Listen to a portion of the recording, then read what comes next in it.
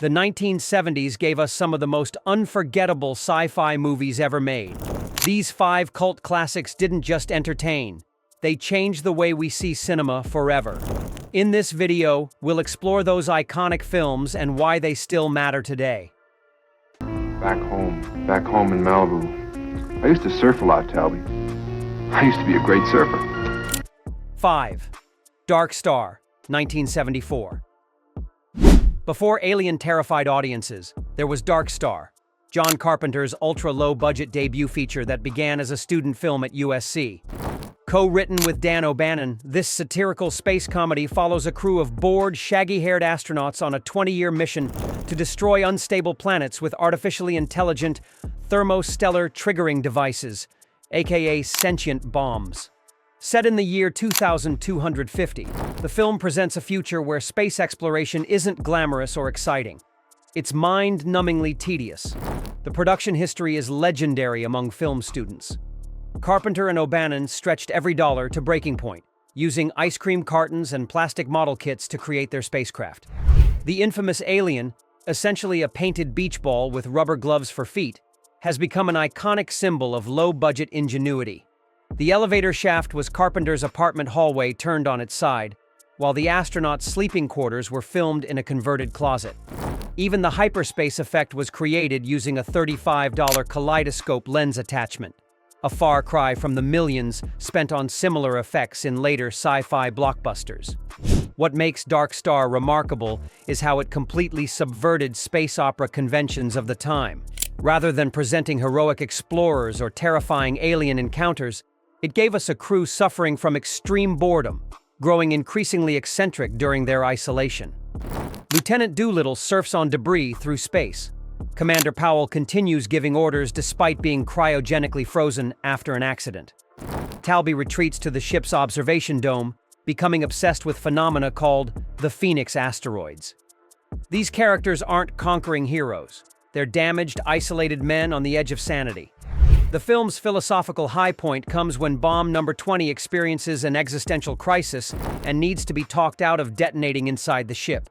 Pinback, played by O'Bannon himself, attempts to reason with the bomb using Cartesian philosophy, teaching it to question reality and its own existence. This scene brilliantly demonstrated that science fiction could blend profound philosophical concepts with dark humor, a combination rarely seen before. Dark Star's greatest legacy might be launching 2 legendary careers. Carpenter went on to direct Halloween, The Thing, and Escape from New York, while O'Bannon reworked elements of Dark Star into the screenplay for Alien, transforming the beach ball alien comedy into the terrifying chestburster sequence. In fact, O'Bannon openly admitted that Alien was essentially Dark Star turned inside out, taking the same basic premise of a crew in deep space, but shifting the tone from comedy to horror. Without this shoestring-budget student film expanding into a cult feature, the landscape of science fiction cinema might look radically different today. 4. Solaris, 1972. Andrei Tarkovsky's hypnotic Soviet masterpiece stands as the philosophical antithesis to Western sci-fi spectacle. Set aboard a space station orbiting the mysterious planet Solaris, the film follows psychologist Chris Kelvin as he investigates strange occurrences affecting the remaining crew. Upon arrival, he discovers the planet's sentient ocean somehow manifests physical copies of the crew's most intimate memories, including his deceased wife, Hari. What follows is less a traditional sci-fi narrative and more a profound meditation on grief, memory, and what defines humanity. The production itself reflects Cold War tensions in fascinating ways. While American sci-fi often focused on technology and spectacle, Tarkovsky deliberately limited special effects, using the genre instead as a vehicle for philosophical inquiry. The Soviet Film Board expected their answer to 2001, a space odyssey. What they got was a deeply introspective art film that prioritized emotional landscapes over outer space vistas. Tarkovsky even opens with a lingering 7-minute sequence showing nothing but a man contemplating a pond on Earth, a radical statement against the rapid cutting and action of Western cinema. What makes Solaris revolutionary is Tarkovsky's deliberate pacing and refusal to explain everything. The director uses extremely long takes, some extending over 5 minutes without a cut, creating a dreamlike atmosphere where time itself seems altered. The space station's design rejects the sterile white environments typical of Western sci-fi, instead featuring ornate wooden panels, classical art, and candelabras alongside futuristic technology.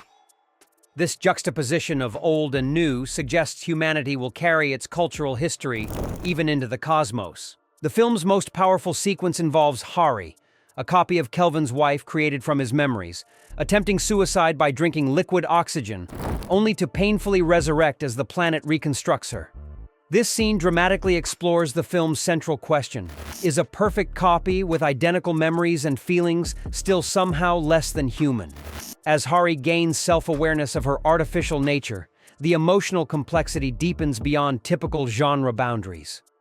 Though often overshadowed in popular culture by its flashier American contemporaries, Solaris proved sci-fi could be deeply artistic and intellectually challenging. Its legacy lives on in cerebral sci-fi films like Arrival, Ex Machina, and Interstellar that prioritize emotional and philosophical depth over spectacle. 3. The Man Who Fell to Earth, 1976. When rock icon David Bowie was cast as an alien who comes to Earth seeking water for his dying planet, cinema history was made. Nicholas Roeg's fragmented, visually stunning film follows Thomas Jerome Newton, Bowie, as he uses advanced technology to become a business tycoon, only to fall victim to human vices and government paranoia. Arriving during a particularly experimental period in Bowie's career, between his Diamond Dogs and Station to Station albums, the casting created a perfect synthesis of performer and role that's rarely been matched in science fiction. The production was as unconventional as the film itself. Roeg, already known for his fragmented narrative style in films like Don't Look Now, pushed further into experimental territory here. The cinematography by Anthony Richmond captured America through an outsider's eyes, with saturated colors and disorienting compositions making the familiar seem alien.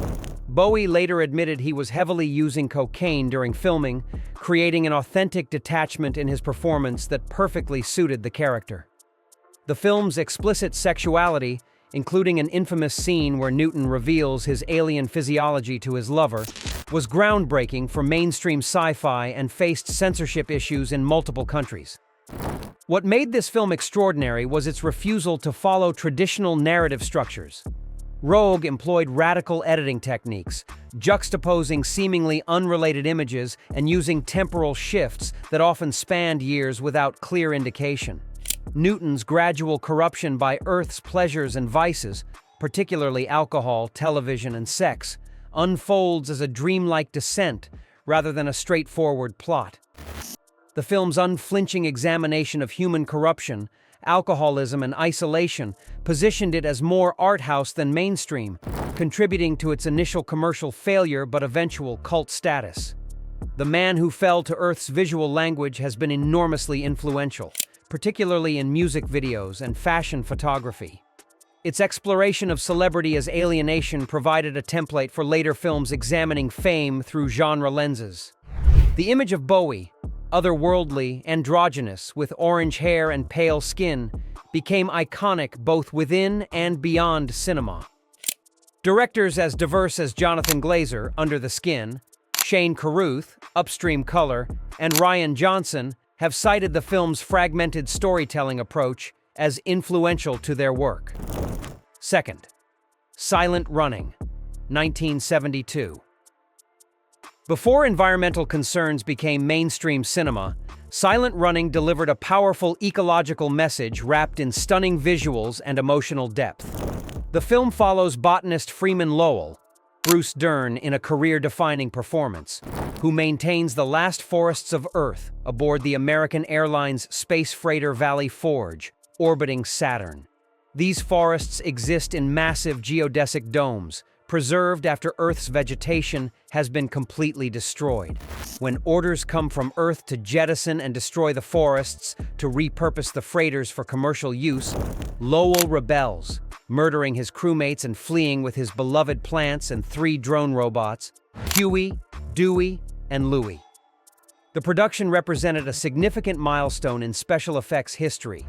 Director Douglas Trumbull had just come from working as special photographic effects supervisor on Kubrick's 2001. A Space Odyssey and Silent Running became his directorial debut. Trumbull repurposed a decommissioned aircraft carrier, the USS Valley Forge, for many of the spacecraft interiors, giving the film an unusually authentic, lived-in quality that would later influence films like Alien and Star Wars. The forest domes were filmed in the newly completed Climatron Geodesic Dome at the Missouri Botanical Garden, an innovative use of existing architecture to create believable sci-fi environments on a limited budget. What made Silent Running revolutionary was its environmental consciousness decades before climate change became a mainstream concern. Released just 2 years after the first Earth Day celebration, the film imagined a dystopian future where corporate interests had completely prevailed over environmental protection. Forests existed only as museum pieces in space, with most of humanity having forgotten what trees even looked like. Bruce Dern's performance as the increasingly unstable Lowell provided an emotional core rarely seen in science fiction at the time. A man driven to extremes to protect what he sees as the last essential piece of humanity's connection to nature. The film's greatest technical achievement was undoubtedly the drone robots. Performed by bilateral amputees wearing custom-built robotic suits while walking on their hands, these expressive machines became the emotional heart of the film. Their design, utilitarian, industrial, with no anthropomorphic faces, created a new template for cinematic robots that felt authentically mechanical, yet somehow sympathetic. The scene where Lowell reprograms Dewey to care for the injured Huey established a robot-to-robot relationship that influenced countless films that followed, most directly inspiring R2-D2's design and character in Star Wars. Silent Running's legacy extends far beyond its modest box office performance.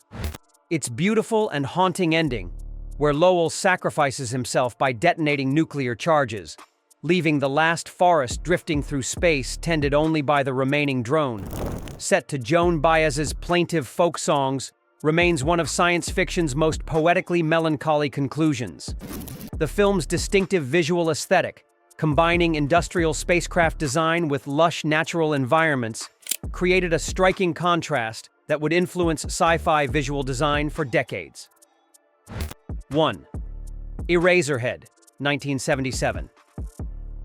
David Lynch's nightmarish debut feature defies easy categorization, but contains enough sci-fi elements, from its dystopian industrial setting to its bizarre, possibly alien baby, to qualify as the genre's most unsettling cult classic. Shot in black and white over 5 years whenever Lynch could secure funding, this surrealist masterpiece follows Henry Spencer, Jack Nance, as he navigates fatherhood after his girlfriend Mary gives birth to a deformed, barely human child in a bleak industrial landscape. The film's disturbing imagery, industrial soundscape, and dreamlike narrative structure made it the definitive midnight movie experience of the late 1970s. The production history stands as one of cinema's great tales of artistic perseverance.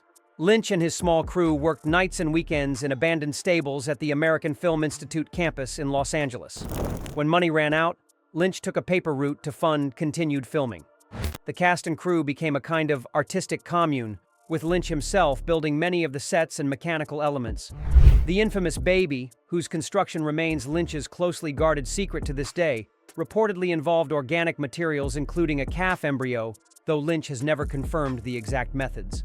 The sound design, largely created by Lynch and sound designer Alan Splett, took over a year to complete, layering industrial noises to create the film's oppressive atmosphere. What made Eraserhead revolutionary was Lynch's complete commitment to his uncompromising vision and the film's creation of a cohesive nightmare logic that operates by its own internal rules. It presents a world simultaneously familiar and alien, recognizable industrial architecture juxtaposed with surreal elements like the lady in the radiator, who sings about heaven while crushing sperm-like creatures under her feet. The film's practical effects, particularly the mutant baby whose pitiful cries and breathing dominated many scenes, created visceral reactions that CGI still struggles to match. The unnerving sound design, with its constant mechanical drones, hisses, and distant industrial clanging, established audio as a crucial element in creating sci-fi atmosphere. Eraserhead's initial reception was polarizing, with walkouts common during its first screenings. However, it found its audience through midnight screenings at theaters like New York's Waverly Cinema, where it ran for years. Its growing cult status attracted attention from Hollywood directors, including Stanley Kubrick, who reportedly screened it for the cast of The Shining as an example of the atmosphere he wanted to achieve. Mel Brooks was so impressed he hired Lynch to direct The Elephant Man, launching Lynch's mainstream career. These 5 films revolutionized sci-fi in the experimental 70s. Seen them all? Let me know below. Hit subscribe for more cinema deep dives and watch this video next about sci-fi movies that were secretly horror films in disguise.